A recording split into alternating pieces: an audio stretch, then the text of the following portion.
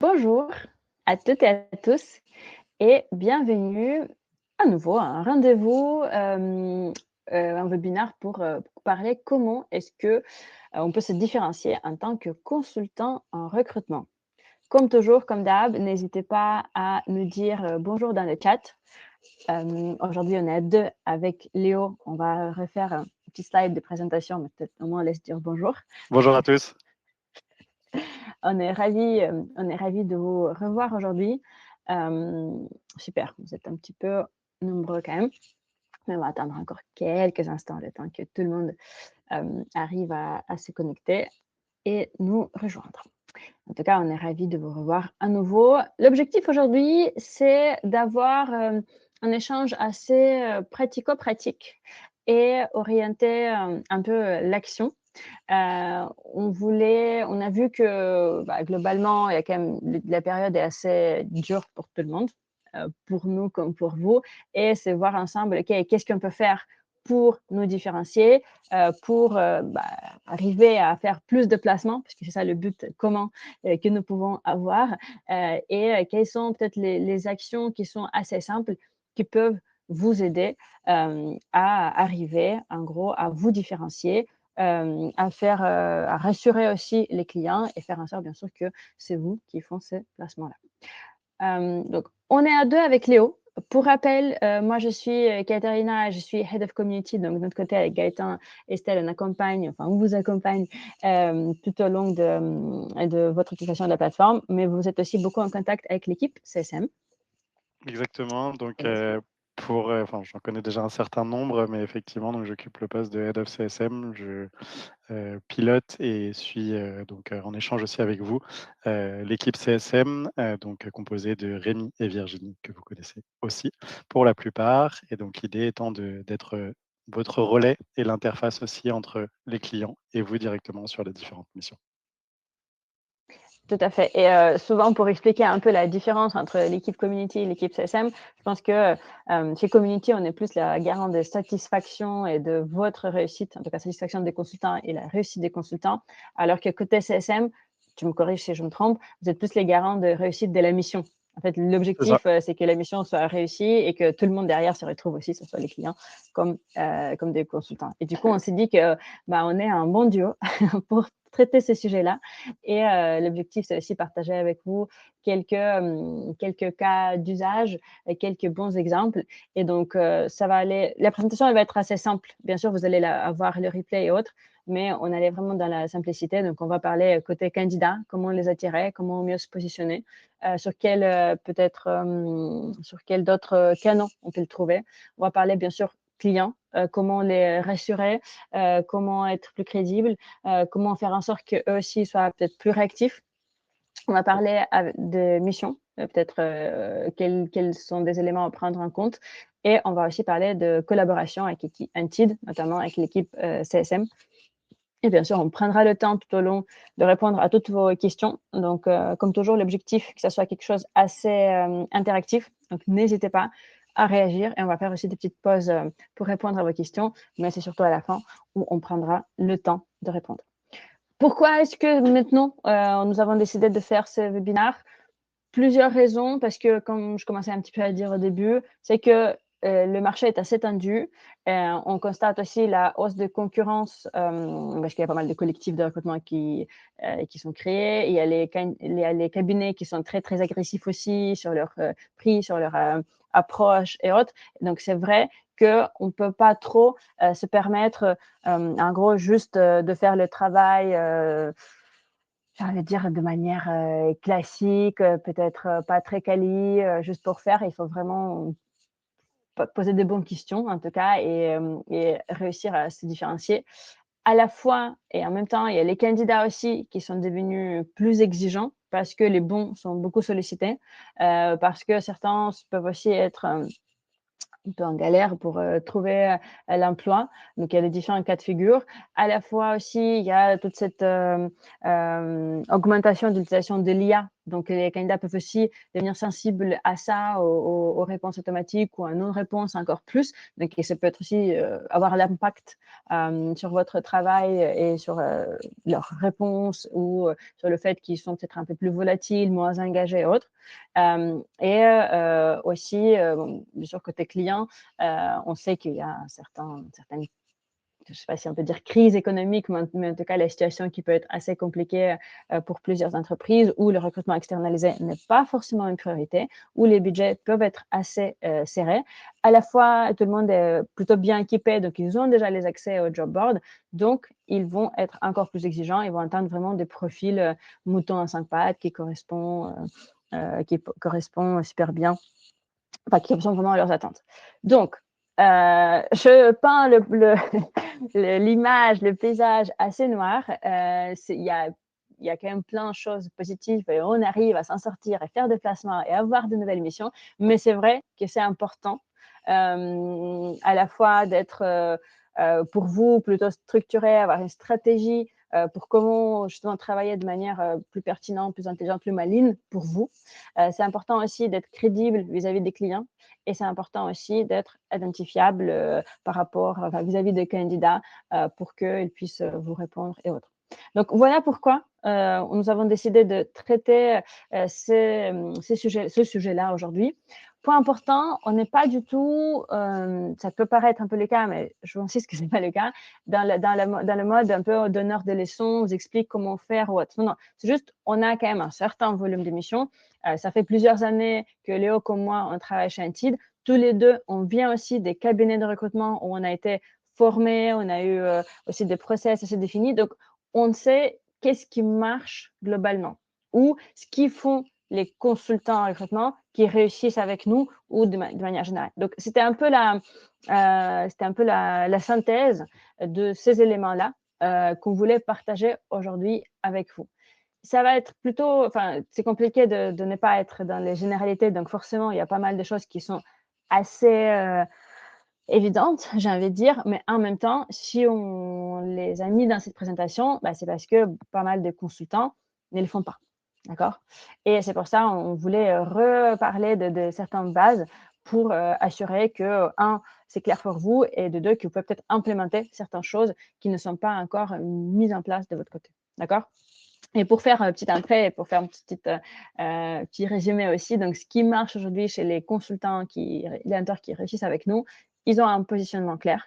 On peut facilement voir qui ce sont des consultants en recrutement sur quelle spécialisation.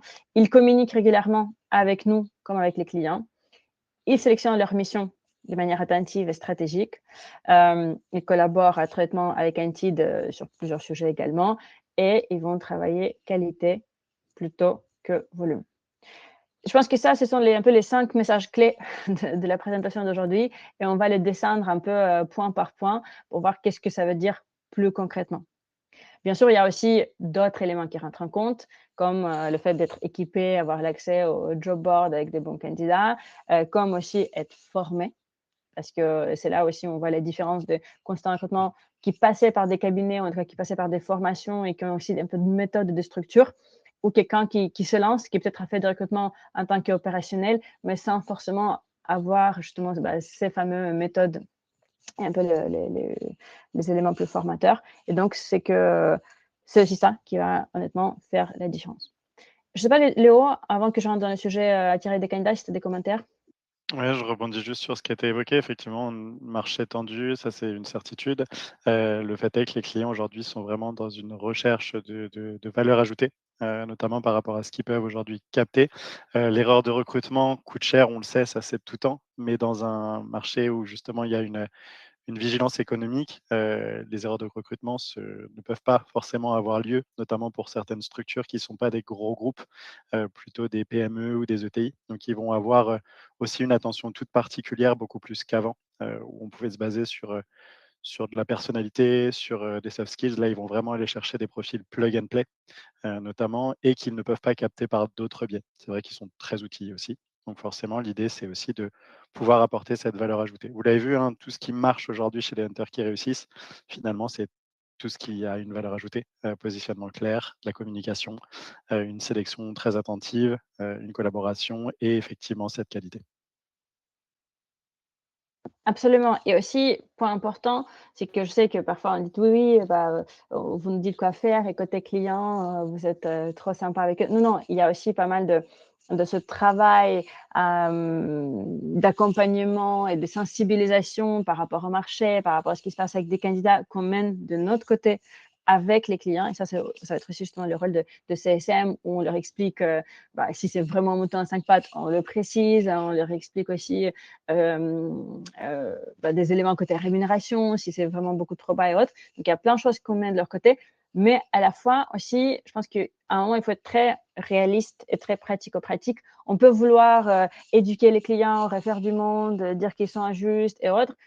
On peut toujours le faire, mais par contre, derrière, l'objectif, c'est quand même, avec tous ces éléments-là que nous avons, réussir à faire des placements, à se différencier. Et justement, on a quand même pas mal de succès, pas mal de bons placements, pas mal de primes intéressantes et quand même les missions aussi intéressantes. Donc, je pense voir comment est-ce que on peut naviguer, encore une fois, de manière pratique, concrète, dans tout ça. OK. Et donc, je voulais commencer sur cette partie attirer des candidats parce que ça peut être quand même un sujet et je peux avoir souvent des retours. Oui, mais je ne comprends pas, je contacte pas mal de candidats et au final, bah, je n'ai pas vraiment de retour, ils ne me répondent pas, ils me ghostent et autres. Et euh, je vais directement voir le profil, par exemple LinkedIn, si la personne contacte sur LinkedIn, et on voit que bah, il n'y a pas grand-chose. C'est peut-être marqué constant recrutement sans aucun détail. On ne voit pas quelle est la spécialisation, on ne voit pas exactement avec lesquels clients la personne a travaillé, on ne comprend pas trop ce qu'il fait. Parfois, il n'y a même pas ça. Il y a 4 personnes, enfin 50 personnes dans le réseau. Donc, c'est vrai que je pense qu'on commence par ça, c'est vraiment avoir le positionnement qui est clair et qui est identifiable. Et qu'une fois, parce que de la même manière que vous allez voir ce qui a fait le candidat, peut-être voir son LinkedIn ou c'est peut-être les éléments qu'on peut trouver, bah, de la même manière, le candidat va aller voir, pardon, qui êtes-vous et qu'est-ce que vous avez fait et pourquoi est-ce que vous le contactez. Et c'est normal parce qu'on pose des questions assez sensibles, on demande son niveau de rémunération, etc. Ici, c'est pas très clair qui êtes-vous et pourquoi est-ce que vous le contactez, bah, ça peut bien sûr avoir l'impact sur le taux de retour de candidats, même en approche directe que vous pouvez avoir. Et je pense qu'un des éléments qui peut être important, c'est ne pas être trop, bah, je suis constant à recrutement, je travaille sur tout, mais c'est vraiment, parce que tout, ça veut dire rien et c'est pas très rassurant. Et notamment, si vous avez une spécialisation, bah, c'est intéressant. Ou en tout cas, vous pouvez ne pas avoir de spécialisation, mais peut-être connaître certains marchés plus, ou connaître certains métiers plus que les autres, avoir des expériences dans certains zones géographiques. Bah, tout ça, c'est important de le mettre, de le rendre visible si jamais vous avez un petit site ou vous diffusez quelque chose sur job board, sur ce job board-là, sur votre page présentation sur LinkedIn, sur votre LinkedIn, il faut que ça soit très clair ce que vous faites, d'accord? Et aussi, et après on va rentrer plus en détail, mais vous positionnez en tant qu'expert. Et on va voir, il y a deux, trois éléments qu'on peut faire, qu'on peut rendre visibles assez facilement pour justement rassurer et avoir ce positionnement clair, défini, visible pour, encore une fois, augmenter les chances de réponse. Quelques questions de manière pratique que vous pouvez vous poser.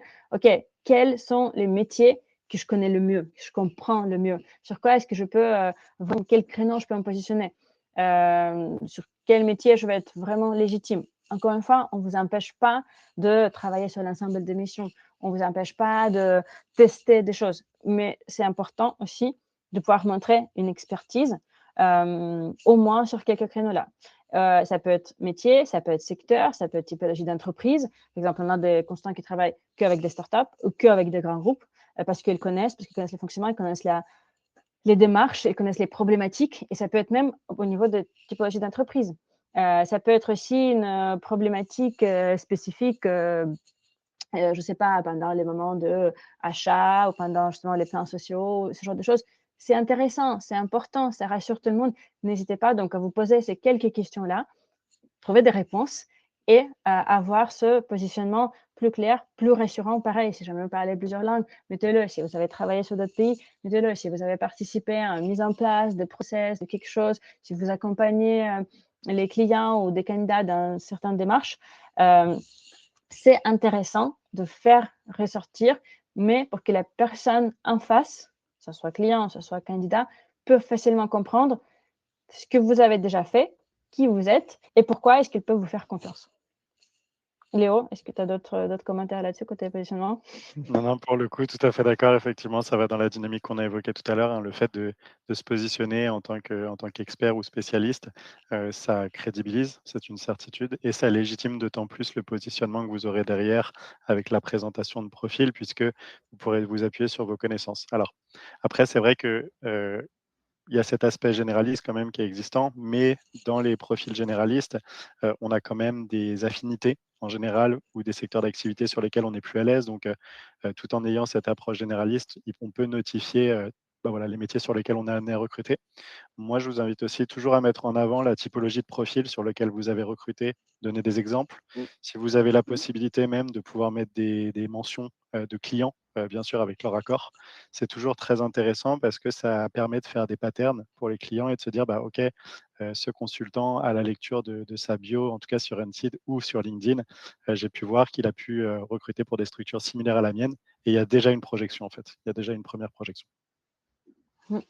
Et surtout, ah bon, mon design a un peu sauté, mais typiquement, si on parle de LinkedIn, vous pouvez très facilement, de manière gratuite, être votre propre média et avoir cette communication et ce positionnement. Et par exemple, quelque chose que vous pouvez faire assez facilement, déjà, mettre une petite bannière sur laquelle il y a votre adresse mail, quelque chose comme ça, où c'est marqué consultant recrutement. Si jamais vous souhaitez être associé à Indeed, avec grand plaisir, vous me faites signe, vous faites-moi un petit plus dans le chat. Nous avons des bannières, par exemple, consultant Indeed, consultant ambassadeur Indeed, même des membres de réseau Indeed, ce genre de choses.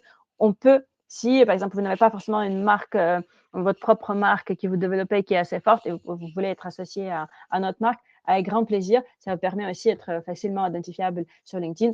On peut partager ces éléments-là. Mathieu, bien, Laurent aussi, je vois bien, donc je vais pouvoir vous envoyer quelque chose. Même logique, titre, optimisez pas juste recruteur, parce que recruteur, ça veut dire quoi? C'est recruteur en interne, c'est recruteur qui travaille sur quel métier? Est-ce que c'est... Voilà. Parce que pensez aussi au fait que quel est l'intérêt en fait, de vous positionner en tant qu'expert et rendre tout ça visible? Parce que potentiellement, vous pouvez avoir des candidats qui viennent vers vous, qui sont en recherche active ou qui peuvent vous peut-être recommander quelqu'un et qui peuvent, à un moment où ils vont se mettre à chercher, peuvent revenir facilement vers vous parce qu'ils savent que bah, vous êtes consultant spécialiste de recrutement des profils finance ou des comptables et c'est un comptable qui est en recherche. Ça peut être intéressant de partager quand même le contenu de manière assez régulière concernant les marchés, concernant un peu les conseils, je ne sais pas comment bien faire un CV, faire des petits carousels. Honnêtement, aujourd'hui, entre tout le contenu qui est publié, vous pouvez déjà juste republier le contenu d'autres, par exemple, je ne sais pas, ce qui est publié Indeed ou ce qui est publié Hello Work ou ce qui est publié des plus grands cabinets ou ce genre de choses. Vous pouvez aussi vous baser sur l'IA. Il faut juste bien revalider les sources et faire des prompts de manière un peu quali. Vous pouvez aussi juste créer plein de contenu pertinent assez rapidement grâce à des versions gratuites de ChatGPT et autres. Tant que pour l'instant, c'est encore gratuit, je pense qu'il faut en profiter un petit peu. Et donc, ça vous permet encore une fois d'être plus visible, de générer le contenu, d'être identifiable en tant qu'expert sur certains métiers et autres, rassurer les candidats. Ça peut être fait assez facilement. Vous pouvez aussi programmer des posts, donc ça peut prendre, je ne sais pas, 1 heure par semaine pour créer 5 posts, un carrousel, des images et les programmer ou juste republier encore une fois des posts des autres. Léo a commencé un peu à mentionner cette partie-là, rajouter des témoignages. Vous savez, sur LinkedIn, vous avez les recommandations. Et ben, si vous avez placé un candidat, ça s'est bien passé, vous l'avez bien accompagné, il est content, il est intégré, vous le demandez juste dans le mail de félicitations pour l'intégration ou dans un mail de suivi, de vous mettre un petit commentaire. Vous envoyez directement le lien vers votre LinkedIn. Ils le font. Si jamais, aussi, moi, je le fais assez naturellement à tous les consultants qui ont déjà fait des placements. Je pense que la majorité de nos ambassadeurs ont déjà fait des petites recommandations sur LinkedIn. Encore une fois, ça rassure, ça montre que vous avez déjà travailler avec des clients, avec des candidats qui font des placements et que des personnes sont satisfaits en collaborant avec vous. Encore une fois, pareil, ça peut être avec les clients, si vous avez des clients indirects, c'est bien passé, vous demandez une petite recommandation, notamment si vous avez fait plusieurs placements, ça se fait, globalement, ça se fait assez naturellement. Et un autre élément qui est pareil, très, très basique, mais moi je ne comprends pas quand je vois des constants recrutements qui ont 40, quand je dis 40 ou 100 contacts sur LinkedIn. Bon, moi, j'abuse un peu, je pense que j'ai 30 000 contacts, quelque chose comme ça. Et la majorité vient de quand je travaillais dans un cabinet, c'est que systématiquement, j'ajoutais des personnes, encore une fois, et pour avoir du réseau et pour avoir plus d'accès. Et justement, aujourd'hui, quand tous les job boards, et j'ai vu quelques questions, on va y revenir, qui étaient dans le chat, mais quand tous les job boards sont payants et autres, bah, si vous avez un large réseau, déjà, vous pouvez piocher dans votre réseau. Notamment si vous avez une spécialisation, vous pouvez rajouter des personnes qui travaillent dans votre secteur ou qui font partie de métiers sur lesquels vous intervenez. Encore une fois, l'objectif, c'est juste pas ajouter en masse, c'est de rajouter un petit message. Pourquoi est-ce que vous vous permettez de les contacter? Quel est l'objectif derrière? Vous pouvez rassurer justement avec quelques contenus que vous créez et autres.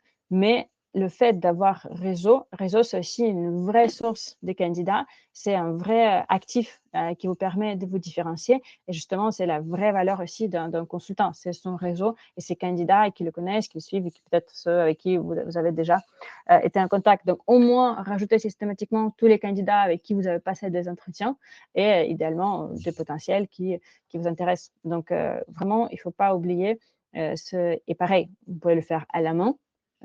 Comme il y a aujourd'hui des outils qui peuvent être gratuits en freemium, qui vous permettent de le faire un peu de manière automatique sans non plus dépenser une fortune. Est-ce que vous avez des commentaires ou des questions sur cette partie-là? Qui encore une fois, je sais que on ne parle pas de miracles et je ne vous donne pas des conseils exceptionnels, mais c'est parce qu'on voit plein de consultants où tout ça n'est pas fait, c'est pas très clair et c'est pas le cas. D'accord? Je regarde justement le message, Karen qui nous a dit, même si nous avons un bon ATS, les publications sur un certain nombre de job boards est à nouveau compliqué, il faut payer de plus en plus. Absolument. C'est aussi une de vraies problématiques et c'est pour ça, je parle du fait que avoir le réseau et soigner le réseau, en tout cas, garder peut-être les contacts, envoyer des petits mails aussi à vos candidats avec lesquels vous avez passé des entretiens, notamment si c'est bien passé, même si vous n'avez pas fait des placements, vous pouvez derrière les solliciter pour savoir si peut-être ils ont quelqu'un dans leur réseau qui peut être intéressant. Donc, c'est là où il faut être un peu malin et essayer d'optimiser tous ces pratiques périodes gratuits pour compenser un petit peu les prix qui peuvent être extrêmement hauts, extrêmement chers pour l'accès à tes différents job boards. Et Cécile qui a posé les questions concernant est-ce qu'il y a une liste de job boards à privilégier, hormis LinkedIn, parce que comme le dit Karen, tout est payé et cela représente un réel investissement, cela revient très cher, je trouve quand même. Justement, moi, toute mon idée, c'est que LinkedIn, je pense qu'on peut avoir une utilisation assez intéressante de manière même gratuite et on peut bien sûr qu'on va être limité. Bien sûr qu'avec les versions payantes, c'est plus efficace. Mais déjà, il y a cette base-là, construire son réseau, avoir le positionnement, contacter des personnes one-to-one, vous pouvez le faire même avec le LinkedIn gratuit. Maintenant, par rapport à la liste des job boards à privilégier, ça va tout simplement dépendre des typologies de profils que vous recrutez. Parce que notamment les techniciens, les mécaniciens, on peut assez facilement les trouver sur France Travail. Qui permet, selon les personnes en face, parce que c'est très décentralisé, mais normalement qui permet quand même la publication encore gratuite et ça peut être intéressant. Mais par contre, c'est vrai que si vous recrutez que des profils cadres, ça peut être un peu moins pertinent. Si vous recrutez les médecins, il faut peut-être plutôt aller les chercher sur Doctolib, ce genre de plateforme et être un peu plus aussi créative peut-être, mais en gros, cette question-là, justement, c'est aussi la nécessité d'avoir la stratégie parce que selon les profils que vous recrutez, c'est là où il faut voir où est-ce que vous allez les chercher. Et justement, si on parle d'autres canaux, encore une fois, là je parle que des canaux gratuits et je ne veux pas vous dire, parce que bien sûr, super, allez sur Hello Work, 8 000 €, vous allez avoir des bons profils ou sur Indeed avec les publications payantes chaque fois. C'est le mieux, bien sûr que c'est le mieux, mais je ne peux pas me permettre de vous donner ce genre de conseils. Par contre, ce qui peut être intéressant, c'est les groupes, absolument, les groupes spécialisés Facebook et LinkedIn. C'est vrai que je n'ai pas mis Facebook. Merci beaucoup, Mathieu. Super pertinent. Euh, En effet, il y a des groupes Facebook qui peuvent être spécialisés, qui peuvent être spécialisés par ville, qui peuvent être spécialisés par typologie de profil. N'hésitez pas à y voir. Un peu dans la même logique, il y a aussi Reddit, bon, qui est très B2C et qui est très parole et autres, mais il y a quand même pas mal de personnes qui l'utilisent. Ça peut être un canal. Même chose, les groupes spécialisés LinkedIn, il y a des groupes pareil par secteur d'activité, par exemple, spécialistes de FMCG, spécialistes de différents pays ou les expats ou autre chose. Donc, ça peut être pratique. Les communautés, les différentes communautés sur Slack ou sur Discord, pareil, là, on est plus sur les profils peut-être un peu plus soit IT, soit un peu plus digitaux, mais il y a plusieurs communautés qui existent comme ça, donc ça peut être aussi intéressant d'aller les chercher.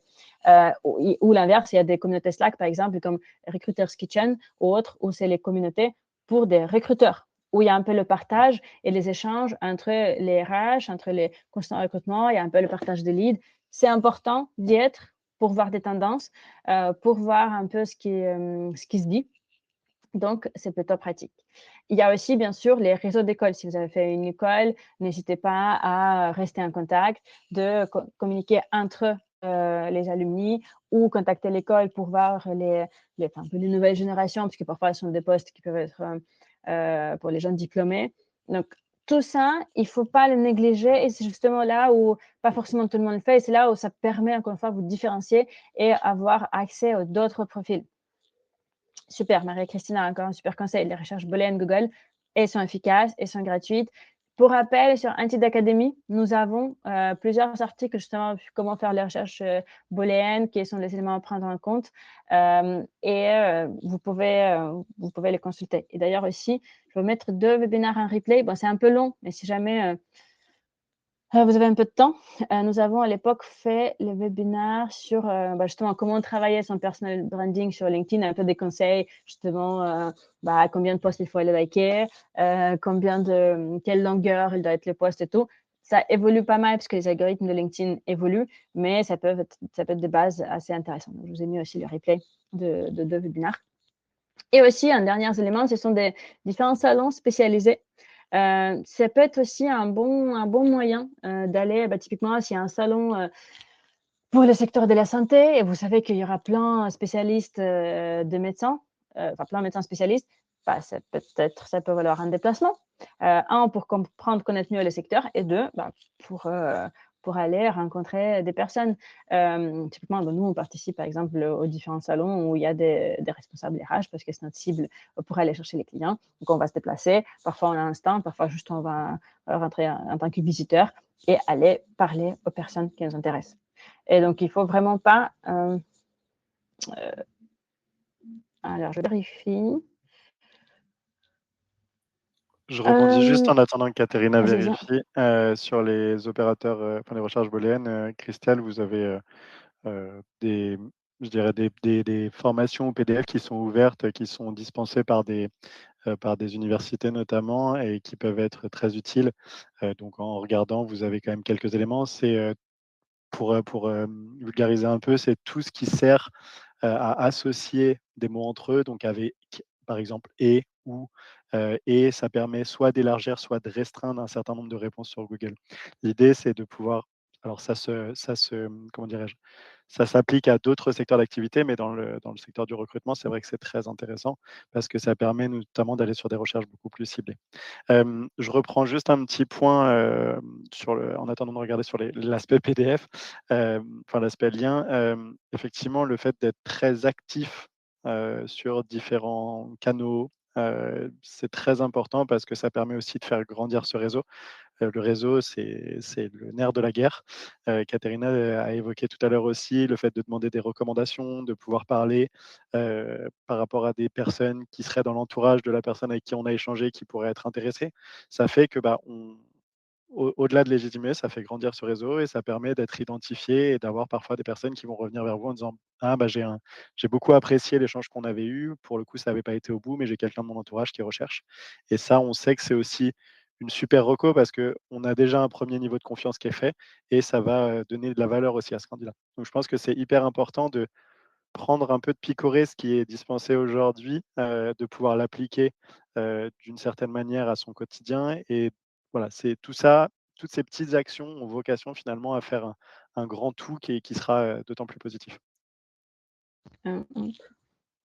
Pardon. Ah, absolument, merci beaucoup pour ton commentaire, Léo. Et en effet, le petit problème avec les liens, parce que justement, récemment, on a fait une petite migration au niveau de Antid Academy, mais je vous ai remis d'autres liens. Et globalement, vous allez sur Antid Academy et vous pouvez un peu fouiller parce qu'il y a en effet pas mal de différentes bonnes pratiques qui sont liées purement à Antid, mais qui sont aussi notamment sur la partie sourcing. Il y a une rubrique sourcing sur lesquelles vous avez plusieurs vidéos, plusieurs aussi des fiches métiers et justement les éléments sur LinkedIn et autres. Et dans la barre de recherche, vous tapez LinkedIn, positionnement et autres, ça va ressortir.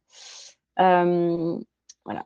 Oui, bien sûr, oui, Jean-Jacques, absolument. Et c'est pour ça, le réseau marche très bien à condition de se spécialiser sur une typologie de profil.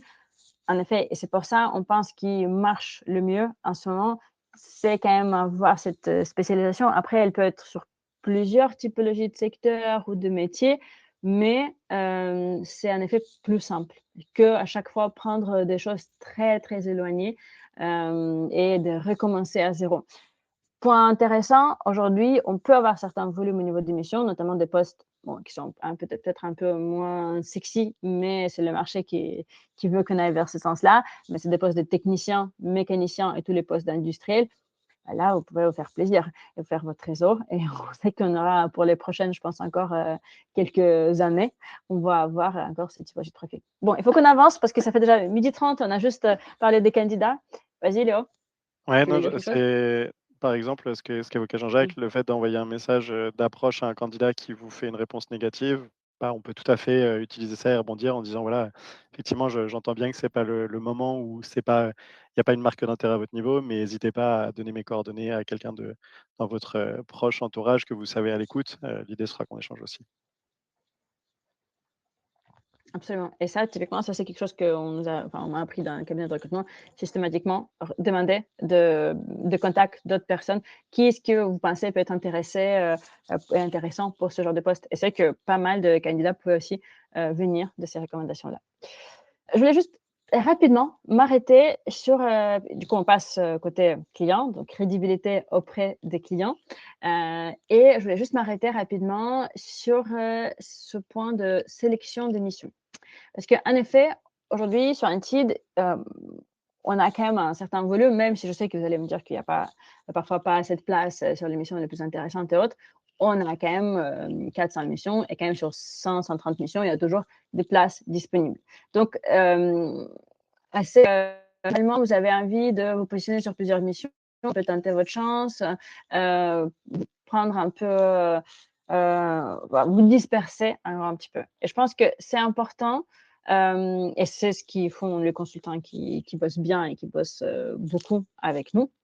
C'est que la première chose, ils ont une stratégie. Justement, encore une fois, OK, qu'est-ce que j'aimerais faire? Combien de chiffre d'affaires j'aimerais faire cette année? Ce chiffre d'affaires, imaginons 20 000. Ces 20 000, est-ce que je vais le faire avec 50 000 ou 60 000, 70 000 ou plus? Mais notamment, si vous démarrez, on peut rester assez réaliste. Mais du coup, c'est 20 000 euros. Est-ce que je vais le faire avec 6-7 placements pour des postes à 3 000? Ou est-ce que je vais essayer de voir peut-être les profils un peu plus compliqués ou les profils en Suisse, ou je peux le faire, peut-être faire 3 à 4 placements pour avoir ce montant-là. Mais par contre, je sais qu'il faudra aller les chercher. C'est pas avec les annonces, c'est pas avec les jobs gratuits. Donc déjà, se poser toutes ces questions un peu en amont. Je fais toujours, pendant les onboarding, je fais toujours cet exemple. Ben, c'est un peu comme le programme pour perte de poids. On a un objectif et ensuite, comment est-ce qu'on va arriver à cet objectif-là? Ben, c'est un peu la même logique. OK, qu'est-ce que vous aimeriez faire avec un titre? Et ensuite, comment est-ce que vous allez le faire? D'accord? Ça, c'est la première chose, avoir une stratégie sur quelle typologie de mission. Est-ce que c'est un vertical par secteur d'activité, par métier, par région géographique, ou est-ce que vous allez avoir déjà aussi les profils pour, pour répondre à ces besoins-là? Donc, ils vont prioriser leur zone d'expertise et encore une fois, leur réseau. Autre chose, regardez bien le brief parce que pour rappel, pour chaque publication de besoin, justement, Léo et son équipe, on va faire un brief de lancement. On va rajouter les différents éléments dans la partie contexte. Dans certaines missions, on va avoir des briefs vidéo avec les clients. Donc déjà, bien regarder tout ça pour évaluer la faisabilité et voir est-ce que vous, c'est quelque chose que vous pouvez traiter aujourd'hui réellement. Parce que, je rappelle, ça ne sert à rien de vous positionner sur des missions où vous ne travaillez pas. Et là, je fais une petite parenthèse concernant justement les mandats et les places disponibles. C'est qu'on regarde et beaucoup de consultants vont prendre, par exemple, je sais pas, dans l'année, 400 mandats, donc vont se positionner sur 400 missions ou 600 missions et derrière vont présenter 80 candidats, 60 candidats. En fait, c'est vrai que ça pollue un petit peu et justement, une des réponses à pourquoi est-ce qu'il n'y a pas assez de place, bah, parce que je pense parfois on a aussi, on peut avoir cette utilisation de la plateforme pas optimale dans le sens où, bah, il y a peut-être vous accordez pas assez de valeur, à ces places disponibles, et nous on les appelle en interne les mandats. Donc s'il vous plaît, si vous n'êtes pas sûr de travailler sur l'émission, si vous ne connaissez pas, vous avez le système de mettre l'émission dans les favoris. Donc, prenez les places quand vous allez réellement vous lancer pour faire des recherches. Parce que sinon, ça empêche d'autres consultants de vous positionner. Nous, ça nous empêche de satisfaire les clients derrière. Et on a l'impression qu'il y a 4 consultants qui travaillent sur l'émission. Et réellement, derrière, il y a un et demi, deux qui vont présenter vraiment des candidats. Donc, déjà, s'il vous plaît, Hem, et il y a cette réflexion et très bien, c'est bien la question et Sato, une fois qu'on est positionné sur une mission, on ne peut pas faire machine arrière. Comment faire? Absolument, si, vous pouvez, bien sûr. Si vous n'avez pas encore présenté des candidats, vous pouvez vous retirer de l'émission. On vous demande juste d'indiquer la raison. Ça, c'est pour nous, pour avoir notre data en interne. Mais oui et on vous invite, je vous invite à le faire justement, même si vous avez positionné sur l'émission et derrière vous réalisez que c'est plus compliqué ou la personne à laquelle vous avez pensé n'est pas intéressée ou autre, retirez-vous de l'émission pour laisser, à la fois pour laisser la place à confrère, mais aussi pour pouvoir derrière reprendre une autre mission parce que vous avez le nombre limité de missions, notamment au début, sur lesquelles vous pouvez travailler. Oui, Léo? Je rebondis juste sur le fait de se retirer d'une mission, comme le disait Katerina. Hésitez pas dans ce cadre-là, vous avez la justification à nous mettre un petit message: «J'ai approché 10 profils, j'en ai rencontré qu'un, malheureusement ça colle pas sur tel ou tel point». C'est des points qui sont hyper importants pour nous, et ça nous permet, nous, de challenger, d'avoir de la donnée, et de pouvoir être factuel dans les éléments qu'on va apporter.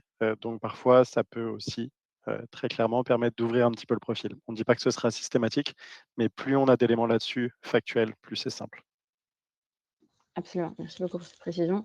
Un autre élément aussi, enfin, un peu dans la logique que je disais, ne prenez pas, maximum de missions si, notamment vous êtes au début. Prenez une mission, 2 missions, mais concentrez-vous bien sur ces quelques missions-là pour vraiment les amener jusqu'au bout, et les travailler en profondeur.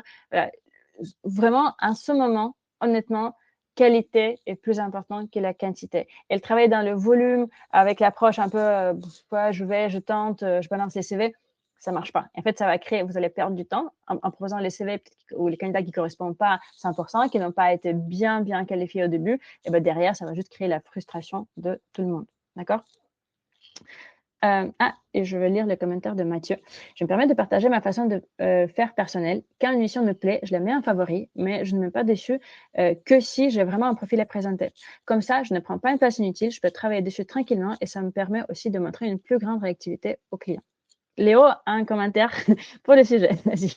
Ouais, effectivement, il y a 2 choses là-dessus, Mathieu. Alors, je nuance quand même, pour la bonne et simple raison que ça veut dire que finalement, on n'a aucune visibilité, nous, sur, le fait qu'il y ait quelqu'un qui travaille dessus. Donc pas forcément très intéressant à notre niveau puisqu'on ne peut pas aussi apporter de la valeur ajoutée aux clients en disant: «Voilà, on a tel ou tel consultant et peut-être le venir, ce qu'il y a à venir» et au-delà de ça, attention parce qu'il y a autre chose derrière, c'est que, ça peut augmenter la sursollicitation des candidats, et forcément avoir des recoupements qui se font.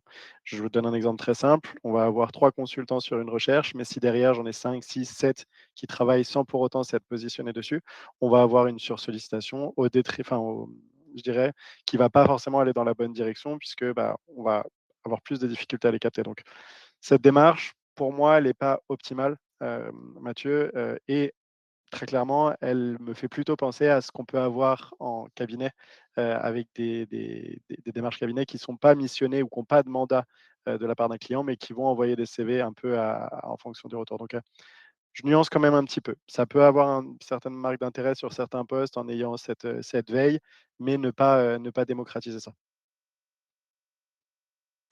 En effet, c'est là aussi où on voit qu'on évolue parce qu'à un moment, notre discours, c'était ça. N'hésitez pas à prendre, de toute façon, on vous rajoute toujours sur l'émission, etc. Parce qu'on était à la recherche de volume. Aujourd'hui, vraiment, on est à la recherche de qualité. Et c'est pour ça on fait pas mal de communication et nos consignes évoluent d'un moment à l'autre et toujours par rapport à ce qui se passe réellement sur le marché. C'est pour être le plus adapté aux attentes et à la réalité de marché. OK. Bon, on essaie d'avancer parce qu'il y a pas mal d'autres choses qu'on voulait partager avec vous aujourd'hui. Donc, quelques bases. Je ne vais pas trop attarder sur ces slides sur le sujet, mais par où commencer déjà. Et là, je parle plus côté vraiment intide sur votre utilisation de la plateforme, votre positionnement et autres. Première chose, vérifiez si vous avez bien une page pro, donc vous savez, là où vous mettez votre photo, votre présentation, etc., qui est bien remplie et qui est claire. Qui est déjà, il y a une photo, parce que les clients, pour rappel, dès que vous positionnez sur leurs besoins, ils peuvent voir qui sont les consultants en face, d'accord? Et quand vous communiquez, c'est toujours plus agréable si on voit avec qui est-ce qu'on parle. Et ça peut encore une fois être rassurant. Et ça permet surtout derrière de créer la relation. Vous, je pense, à mon avis, ce que vous aimez, ce que vous voulez, c'est d'avoir quand même bah, que les clients se souviennent de vous, que derrière, il sait qui êtes-vous et que comme ça, elle va plus vous écouter et comme ça, elle va plus aller dans votre sens. Et donc, ça commence par avoir une page présentation bien remplie, claire, sur lesquelles, en effet, il y a déjà les placements que vous avez pu faire, quelle typologie de poste, quelle typologie de secteur, ou, etc., etc. N'hésitez pas. Et pour rappel, on a une nouvelle fonctionnalité. Depuis quelques mois, on vous aide à faire la jolie photo avec l'IA plus pro et autres. Deuxième élément, donc, on a un peu évoqué juste avant, travailler de manière plus qualitative sans chercher absolument à faire le volume. Parce que si notamment vous travaillez seul, le problème avec les volumes, c'est que vous pouvez être moins dans l'accompagnement, moins dans le suivi de candidats, moins vraiment savoir qu'est-ce qui fait chaque candidat. Et c'est là où la qualité devient importante. Troisième élément, c'est justement ce côté accompagnement. Ce qu'ils cherchent les candidats, et après on va rentrer dans le détail qu'est-ce qu'on appelle accompagnement avec les exemples très concrets. Et là, je vais vous laisser beaucoup plus la parole à Léo. Mais plus d'accompagnement, plus de retour sur votre recherche, ce que vous avez fait, plus votre connaissance de marché, tout ça, on est très preneur. Si vous avez le contact direct, partagez-le avec les clients. Si vous n'avez pas de contact direct, partagez-le avec les CSM. J'ai mis aussi de manière transparente. De quoi est-ce que je parle? Notamment niveau de rémunération.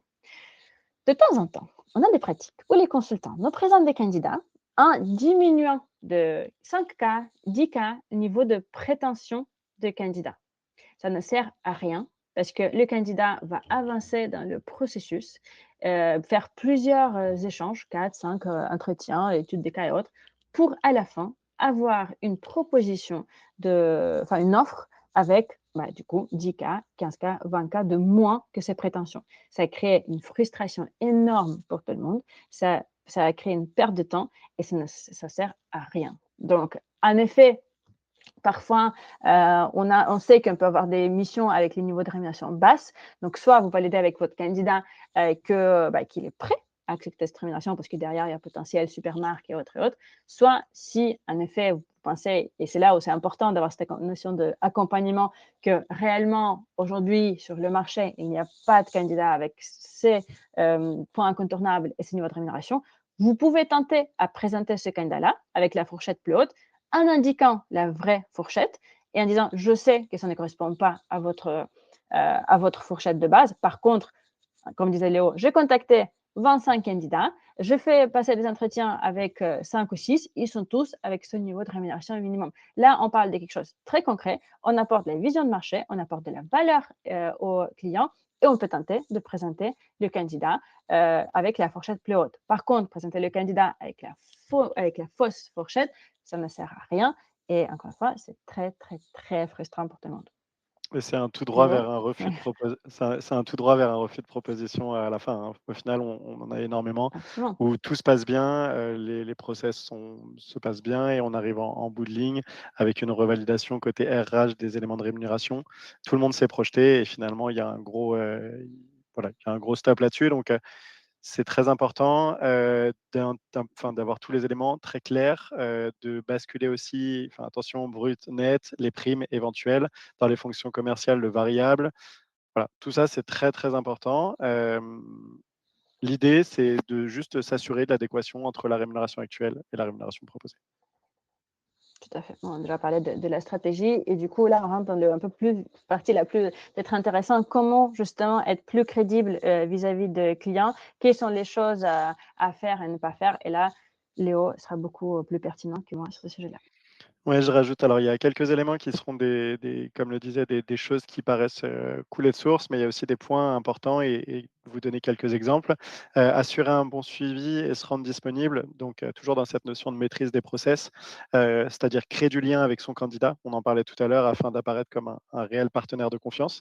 On est sur de l'humain, donc il faut aussi pouvoir se dire les choses et être un partenaire de confiance. Ça permet d'identifier quelques red flags aussi au début, et pas juste d'envoyer ce dossier sans suivre notamment tout ce qui peut aller derrière. Hem, Très important de se rendre dispo pour être un facilitateur. C'est-à-dire que, proposer des créneaux d'échange si vous voyez que, bah, le client a basculé le candidat en entretien, mais qu'il n'y a pas eu de démarche. Voilà, proposer son aide, être toujours dans le suivi. C'est pas juste avoir un échange candidat, déposer le dossier et ensuite attendre que tout se fasse. On en parlait tout à l'heure, il y a vraiment cette notion d'accompagnement, de conseil, de valeur ajoutée qui est beaucoup plus forte.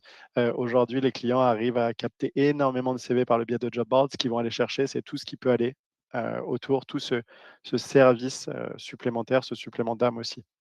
Hem C'est très important aussi parce que ça permet de retourner certaines situations, notamment, voilà, d'assurer un bon suivi parce que, on a cette notion de confiance et ce climat de confiance avec le candidat qui s'est lié et donc forcément, il va parfois, être plus porteur d'informations, notamment sur: «J'ai des doutes, j'ai des choses qui avancent, ma situation personnelle est peut-être en train d'évoluer». Donc ça veut dire qu'on se rend compte finalement, qu'on va perdre ce candidat. Donc, tous ces éléments-là, ça permettra de réduire ces points de friction. Attention, ça ne veut pas dire qu'il n'y en aura pas.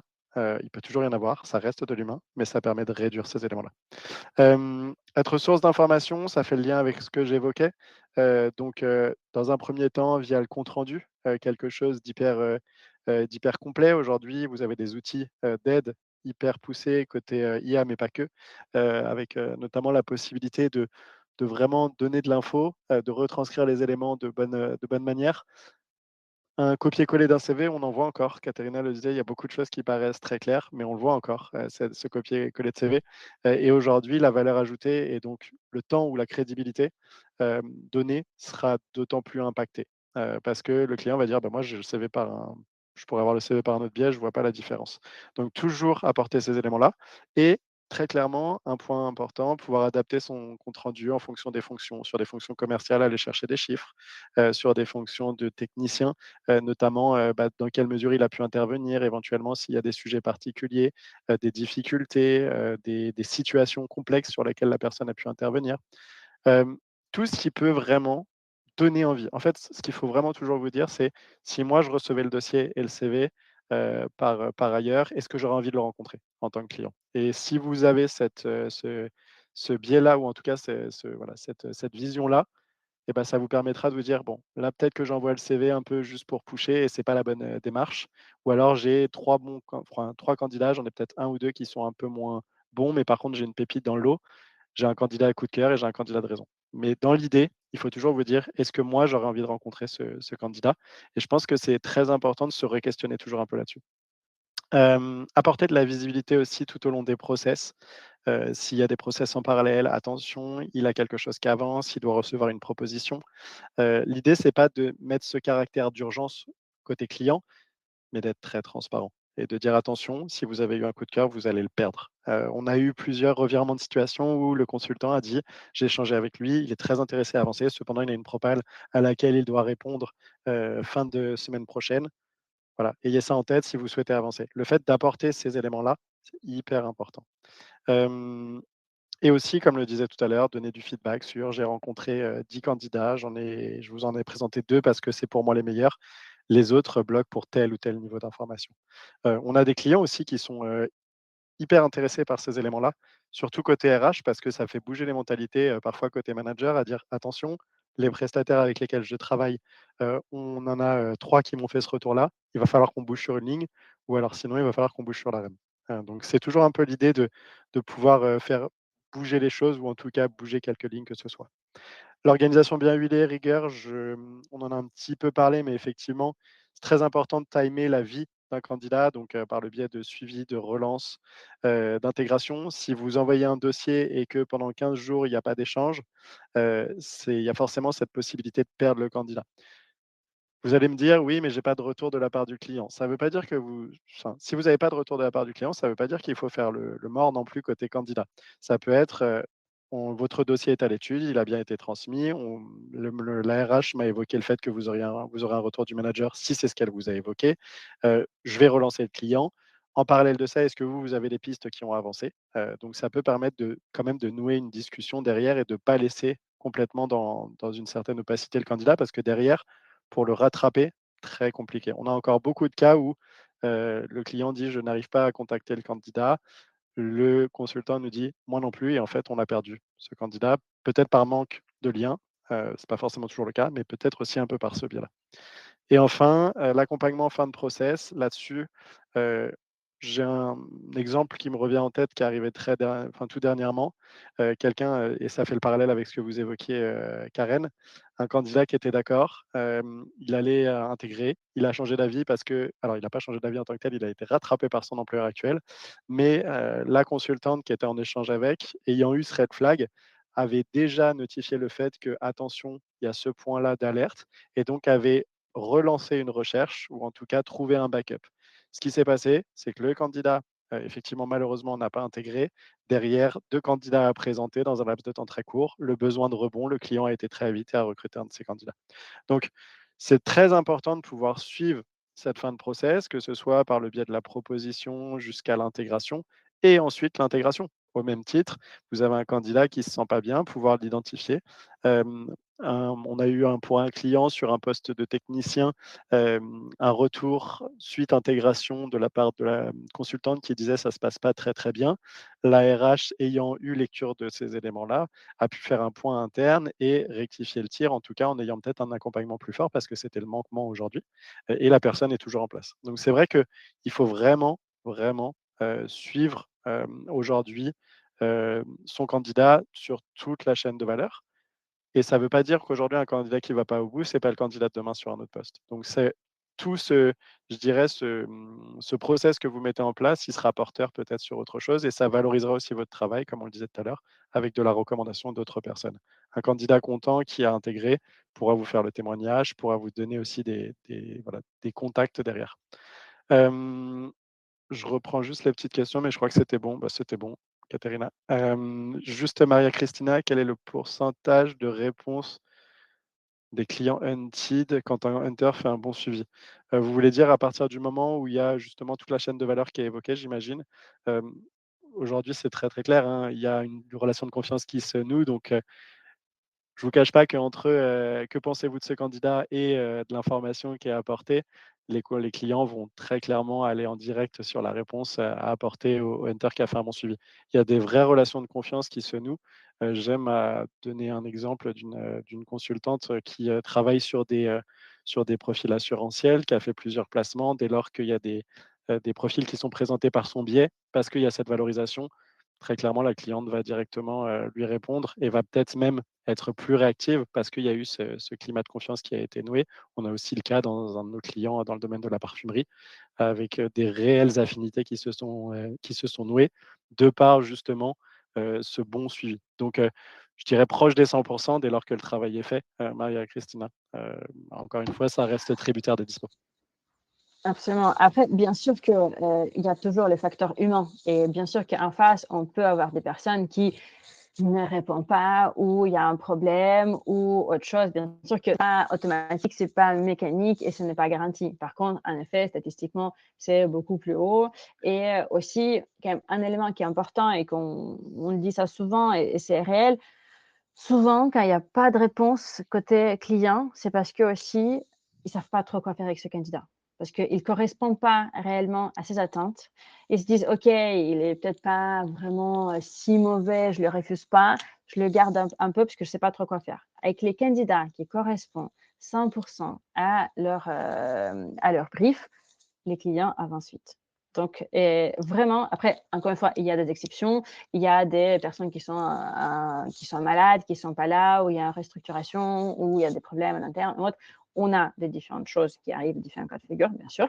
Mais dans la majorité des cas, si le candidat correspond à 100%, à 90%, peu importe, qui correspond vraiment au brief, les clients avancent avec lui. Sur quoi est-ce qu'on traîne, c'est souvent là où le client ne sait pas trop quoi faire, il le garde au cas où, comme un benchmark, mais en sachant que vraiment, c'est pas ça, ça fait pas rêver.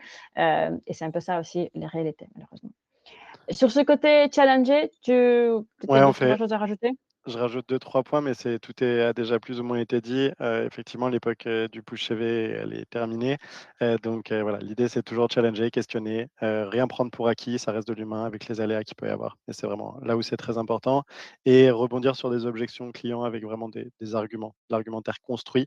Voilà, c'est très important, pouvoir, évoquer, j'en sais rien, si le client vous dit, je recherche tel ou tel profil, j'ai regardé dans vos équipes, effectivement, il y a tel ou tel profil, je comprends un petit peu. Pouvoir aussi se nourrir, un client qui est dans l'ingénierie, vous regardez les équipes qui occupent le même poste, qu'est-ce qu'ils ont fait, ça vous donne des pistes, des idées. Donc c'est toujours vraiment important de challenger, questionner. Optimiser le travail, on l'a dit aussi, gagner du temps, donc avoir cette timeline, de rappel pour intégration, les modèles de mail, les SMS. Aujourd'hui, il y a beaucoup d'outils qui permettent d'automatiser ça et de faciliter ça. Et il y a de ça quelques années, quand on était très opérationnel avec Caterina et au même titre pour certains d'entre vous, il n'y avait pas tous ces outils. C'était, appel à la mémoire, comme le disait Jean-Jacques tout à l'heure. Effectivement, c'est bien d'avoir tous ces outils, de savoir les utiliser, notamment pour faciliter ça et sortir aussi ça de sa tête, notamment pour se concentrer sur le cœur de métier. Absolument, parce qu'en effet, c'est impossible de dire: «OK», notamment si vous avez plusieurs candidats en cours d'entretien et autres, bah, redemander à chaque fois. Par contre, dès que vous avez l'information, soit vous mettez déjà dans votre agenda à la fin de journée, bah, tous les candidats que vous avez en cours qui passent les entretiens ce jour-ci, bah, vous les appelez, idéalement, vraiment pour débriefer à chaud juste après l'entretien ou au moins à la fin de journée pour avoir le retour. Donc, aujourd'hui, programmer les SMS, vous pouvez le faire même avec, vos smartphones. Donc il y a pas besoin d'avoir des logiciels ou des formations pour ça. Vous tapez sur Google comment programmer un SMS sur Samsung ou sur iPhone. Vous avez une instruction step by step comment le faire. Et c'est assez simple. Pareil, créer cinq templates, enfin cinq modèles pardon, de mails pour le suivi à chaque étape pour vos candidats. C'est super. De la même manière, vous créez aussi les templates de messages pour les clients. Comme ça vous permet de ne pas réfléchir à ça parce que ça peut être très chronophage, mais c'est là où justement est la valeur, comme disait Léo, c'est là ce qui fait changer la donne. Donc autant peut-être automatiser certaines choses, préparer tout ça en amont pour que ça ne soit pas tout fait à la main, tout super chronophage, et derrière pouvoir avancer. Donc, ça, j'ai repris la slide qu'on a mis, je crois, pour la présentation de janvier. Je la trouve très pertinente. Donc, on est encore, on peut dire, début de l'année. Donc, c'est encore le temps de bien préparer votre année. Mais pour résumer, qu'est-ce que vous pouvez faire rapidement et pour les éléments qu'on n'a pas encore évoqués, bah, n'hésitez pas déjà à regarder, on insiste beaucoup sur ce point-là, sur vos résultats, vos statistiques 2025. Vous savez, vous avez la page dans le milieu, vous avez la page statistique que vous pouvez aller voir, ce qui vous permet aussi de comprendre un petit peu si peut-être il y a des éléments sur lesquels vous avez, disons, des trous. Peut-être vous présentez beaucoup de candidats, ils ne passent pas déjà le filtre Antid. Peut-être il y a un petit problème, soit dans la compréhension de besoins, soit dans la partie qualification. Et à ce moment-là, il faut faire plus attention aux, notamment, points incontournables et la lecture de brief. Si, je ne sais pas, 100% de vos candidats passent notre filtre, vous les présentez directement chez le client et derrière, ils ne vont pas en entretien, OK, vous avez bien ciblé, mais peut-être au niveau des qualifications, quelque chose ne va pas. Est-ce que vous n'avez peut-être pas vraiment validé certains éléments? Est-ce qu'il manque quelque chose? Regarder un peu en détail qu'est-ce qui cloche, d'accord? Pareil dans la logique, OK, ils vont tous en entretien. Et je sais par exemple que c'était le cas de Karen où il y avait des super stats, tout le monde allait à l'entretien, les candidats étaient super, mais à un moment, ça ne closait pas trop. Et ben, on essaie de réfléchir ensemble, OK, est-ce que c'est juste la malchance? Ce qui peut aussi être le cas, ou est-ce qu'il y a peut-être quelque chose à faire au niveau des suivis? Peut-être justement revalider à chaque fois avec eux et leurs prétentions et s'il y a pas d'autres pistes qui est apparue. Est-ce qu'ils ont parlé avec leur, famille, leur femme et autres ou leur mari plutôt? Pour les s'il y a un déménagement et autres. Donc, c'est ce côté suivi qui peut changer. Donc, cet élément-là, déjà de regarder ces statistiques, ces résultats et voir qu'est-ce qui manque, c'est un bon point. Même logique, regarder, OK, parmi les missions que j'ai aujourd'hui dans mon portefeuille, est-ce que je travaille sur tout? Est-ce que c'est pertinent? Est-ce que je sais où chercher les candidats? Ou est-ce que j'étais un peu radin, j'ai pris plein de missions, réellement, je ne travaille pas. Peut-être il faut retirer quelques-unes et essayer de travailler une ou deux missions un peu avec ces méthodes-là, ces pratiques-là qu'on vient d'évoquer. Et comme on a dit aussi, en définissant les objectifs, OK, qu'est-ce que j'ai envie de faire avec, avec un titre pour cette année. Et bien sûr, vous avez, pour rappel, votre conseiller community. Donc, vous avez sur votre page en haut, vous pouvez voir qui est votre.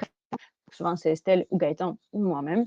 Et vous pouvez nous contacter pour qu'on regarde un peu plus en détail, justement, qu'est-ce que vous pouvez améliorer pour avoir meilleur résultat. Petit rappel, et notamment, c'est pour, je veux bien lancer cette partie, la dernière partie collaboration avec l'équipe CSM. Je pense que la première chose à avoir en tête, c'est le fait qu'on a le même objectif. On a le même but. On veut que la mission soit placée parce que, pour rappel, nous, on se rémunère exactement au même moment où vous vous rémunérez. D'accord? Donc, à aucun moment, on vous freine, on vous empêche à passer vos candidats ou autre. Si jamais on ne passe pas votre candidat, c'est qu'il y a une raison derrière parce qu'on connaît parfaitement bien le client, on connaît ses attentes et on sait que ça va aller juste à la perte de temps. D'accord? Donc ça, peut-être première chose à vous dire, c'est que nos actions sont toujours orientées vers la réussite, la clôture de la mission et notre objectif est que vous faites ce placement-là et que tous ensemble, on fasse des chiffres d'affaires. Donc ça, c'est déjà un point très, très important. Et ensuite, peut-être sur les bonnes pratiques ou sur des choses à faire, Léo, sur la partie collaboration avec les CSM, si tu veux reprendre un peu. Ouais, et juste pour répondre à la question, Cécile, quand, vous avez des secteurs d'activité, par exemple comme le bâtiment, et avec des parcours qui sont non linéaires, très important d'évoquer les raisons de fin de contrat, de challenger, d'appuyer ce sujet-là et de le spécifier. Tout ce qui n'est pas évoqué peut laisser prêter enfin, laisse à interprétation. Donc bien dire: «Voilà, il est parti pour telle raison, c'était des contrats de chantier, notamment des CDI de chantier. C'était pour telle ou telle raison, personnelle, mobilité. Voilà, tout ce qui peut être évoqué et qui permet, au client à la lecture de ne pas se faire de fausses idées, c'est ce qui sera vraiment privilégié. Je fais pareil très rapidement, mais Katerina l'a évoqué, notamment cet aspect, collaboratif. Effectivement, on va dans la même direction, dans le même but, la finalité étant, le recrutement. Le fait de donc partager l'expertise, et faire, des retours concernant le marché, on l'a un petit peu martelé, mais je pense que c'est hyper important de l'avoir en tête parce qu'aujourd'hui, c'est ça qui va vraiment nous aider aujourd'hui. Alors, c'est possible de faire évoluer le brief, oui, ce n'est pas systématique, c'est une certitude puisqu'on a des recherches qui sont très souvent plug and play donc je tire un peu le fil parce que j'imagine, certains consultants éventuellement qui vont se dire: «Bon, c'est possible, donc je vais présenter un profil». Mais le fait de faire des retours, ça peut nous permettre de challenger, d'aider. On a eu l'exemple tout dernièrement pour un client dans le domaine de l'optique, qui recherchait un profil qui venait de l'optique. Cependant, de par les retours, on s'est rendu compte, avec les différents échanges qu'on a pu en challengeant et par rapport aux informations qu'on avait eues de la part des consultants, qu'il était possible d'ouvrir un petit peu ce cahier des charges et de fait, il rencontre des profils. Donc je pense que c'est important de pouvoir faire jouer les notamment. Heu, Ah, attends, Léo, Léo, il y a ton son qui saute un petit peu. On t'entend moins bien. attendez, hop, pardonnez-moi. C'est bon, c'est nickel. C'est mieux? Ouais, nickel. OK, pardon. Je disais donc travailler avec de la transparence, notamment donner tout ce qui est aspect difficulté, engagement, avancement. Ça, c'est hyper important parce qu'on l'a aussi répété à plusieurs reprises. Ça permet aussi de montrer ce qui est fait, mais on n'est pas dans une dynamique où on cherche à justifier, mais plutôt à faire avancer les choses. Donc être très transparent, c'est important et c'est un peu ce problème qu'il y a eu d'opacité avec certains cabinets de recrutement, il y a de ça quelques années, désormais et qui était un peu la démarche, démarche négative. Et nous faire confiance, on a le même but. Je pense que la confiance, elle est mutuelle. Donc, si on se fait confiance, nous aussi, on vous fait forcément confiance et on va pouvoir être le porte-parole de votre travail, notamment, et donc pouvoir encore plus pousser, nous, le message qui est martelé. Vous l'avez compris, la finalité, c'est d'aller dans la même direction. Donc, on aura toujours vocation à porter le message quand il est légitime. Tout à fait. Je voulais juste préciser un élément et ensuite, on passe au plan d'action, concret. Juste un des sujets, c'est que souvent les clients sont super motivés, ils adorent un titre, ils adorent le principe, ils vont diffuser leurs besoins et après il y a 2 semaines avant qu'il y ait un premier CV qui arrive, parfois même plus. Alors que c'est vrai que quand ils travaillent avec les cabinets, c'est souvent au bout de 6-7 jours, au bout d'une semaine, qu'ils vont déjà avoir la première shortlist. Et c'est là où parfois on perd l'engagement, parce que je sais que notamment Marie-Christine a posé des questions sur les retours de clients, et on sait toujours que oui, parfois elles peuvent être longues, pas répondre et autres. Et un des sujets, c'est justement le fait que il y a trop de temps qui se passe avant que il y a des premières candidatures. Et typiquement, c'est là où ça peut être intéressant. Si vous travaillez sur l'émission et vous voyez qu'il y a notamment le point avec le client qui arrive, faites juste un petit message à un CSM pour dire là, je travaille, j'ai déjà plusieurs entretiens prévus, ils vont arriver tel jour, tel jour. Je pense que d'ici 2 jours, je vais mettre le premier CV ou les premiers CV. Comme ça, le CSM peut transmettre aussi cette information au client. On le fait patienter, on le rassure, on donne l'information ou on explique OK, bon, la recherche est un peu plus compliquée que prévu. Justement, on a 3 consultants qui sont sur la recherche qui nous ont dit que ça, ça, ça et ça. D'accord. Donc, ces éléments-là permettent, encore une fois, de non seulement rassurer les clients, mais aussi, ce qui est important pour nous, jouer sur l'engagement de clients et faire en sorte que derrière, il y a plus de retours. Et donc, c'est pour ça, s'il y a des difficultés sur votre recherche, s'il y a des choses assez spécifiques, intéressantes que vous avez remarquées, ou si vous dites, OK, non, en fait, je ne veux pas travailler cette mission, notamment si on vous donne quelque chose en exclusivité, n'hésitez pas à le dire, OK, au final, c'est plus compliqué que je pensais, je me désengage sur cette mission, mettez quelqu'un d'autre. Et le pire pour nous, c'est quand vous vous positionnez sur des missions, il n'y a rien qui se passe pendant 2 semaines, 3 semaines, et derrière, vous vous retirez et on n'a rien, et on a perdu la chance de pouvoir une mission. D'accord. Donc, c'est pour ça, la transparence et la communication. Communication is the key, comme disent les Américains. Et c'est vrai. Donc, pour résumer, ce que vous pouvez faire, parce qu'on a beaucoup parlé, il est 12h17, on va vous laisser aller déjeuner tranquillement. Mais pour résumer, on voulait mettre quelque chose, un peu plein d'actions un peu concrets. Qu'est-ce que vous pouvez faire? Déjà, bon, on est jeudi, donc peut-être pas cette semaine, mais la semaine prochaine, regardez votre profil LinkedIn, l'optimisez, regardez si tout est clair, si tout est par rapport aux éléments qu'on a défini. Si vous voulez que vous avez fait déjà le placement avec nous, vous me faites un petit signe, je vous fais des recommandations avec grand plaisir. Si vous voulez des conseils, on se tient avec Gaëtan et Estelle à votre disposition pour le faire. Même logique, revisez votre page présentation Intid, tout est clair, il y a bien la photo est professionnelle, elle est sympa ou pas, est-ce que tout est bien indiqué? Et typiquement aussi, ce que vous pouvez faire, c'est regarder bien vos missions. S'il y en a certaines sur lesquelles vous ne travaillez pas vraiment ou vous ne comptez pas travailler, retirez-vous, s'il vous plaît, de ces missions-là pour laisser les places aux autres et concentrez-vous surtout sur des missions qui marchent. Et au mois de mars, ce que vous pouvez faire, c'est peut-être clarifier votre positionnement, votre niche, trouvez-la, mettre en place un système de suivi, justement avec ce template de mail, avec les points, avec les SMS programmés et autres, et commencer à publier 2 ou 4 contenus experts. Bon, je vois qu'on commence à vous perdre. On a été, je pense, assez clair, on a beaucoup parlé, mais est-ce que quand même vous avez des questions encore auxquelles on n'a pas répondu? N'hésitez pas à les poser, c'est le bon moment. Et sinon, on va commencer à vous remercier pour votre attention. On sait que c'était un peu long, mais c'était important pour nous de partager tous ces éléments avec vous, toujours dans cette logique de faire plus de placements ensemble. Donc, merci pour votre écoute, merci pour votre temps. Et si jamais il y a des questions maintenant, n'hésitez pas. Et sinon, Antid Academy, pour rappel, maintenant, elle est accessible depuis Antid directement dans le menu. Donc, allez jeter un coup d'œil aussi sur Antid Academy. Il y a un vrai l'ensemble de ces bonnes pratiques, ils sont déjà quelque part indiqués sur Antid Academy, hein, très honnêtement. Allez fouiller. Et sinon, on est à votre disposition avec l'équipe surtout Community. Les CSM sont bien occupés, donc eux, contactez-le s'il y a de vrais sujets, parce qu'on a parlé beaucoup de collaboration, mais il faut aussi les préserver parce qu'ils sont beaucoup en point avec les clients, justement. Et sinon, l'équipe Community, on est là pour vous accompagner et pour peut-être reparler de certains éléments évoqués.